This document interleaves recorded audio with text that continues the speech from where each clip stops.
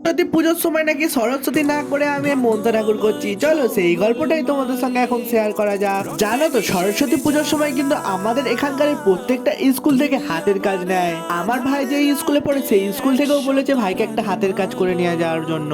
তো তার জন্য আমি একটা ওকে চাঁদমালা তৈরি করে দিয়েছি। আচ্ছা, তোমাদের ওখানকার কোনো স্কুলে কি এরকম হাতের কাজ নেয়? যদি নেয় তাহলে কিন্তু কমেন্ট করে বলতে ভুলো না। এই সরস্বতী পুজোর সময় হঠাৎই আমার কাছে এই মন্ত্র ঠাকুরটা অর্ডার এসেছে। যেহেতু এই বছরে আমি সরস্বতী ঠাকুরের অর্ডার নিইনি, তাই আমি এই মন্ত্র ঠাকুরের অর্ডারটা নিয়ে নিয়েছিলাম। যে আমাকে এই মন্ত্র ঠাকুরটা অর্ডার দিয়েছিল সেই কিন্তু আমাকে বারবার করে বলে দিয়েছিল আমাকে কিন্তু একটু সাবেকি ধরনের ঠাকুরটা তৈরি করে দিও দাদা। আর সত্যি কথা বলতে আমারও ইচ্ছা ছিল সাবেকি ধরনের কোনো কিছু তৈরি করা। তাই আমি এই অর্ডারটা পেয়ে সত্যিই খুব এক্সাইটেড ছিলাম ফাইনাল লুকটা দেখবো বলে। যতটা পেরেছি নিজের মতো করে আমি চেষ্টা করেছি।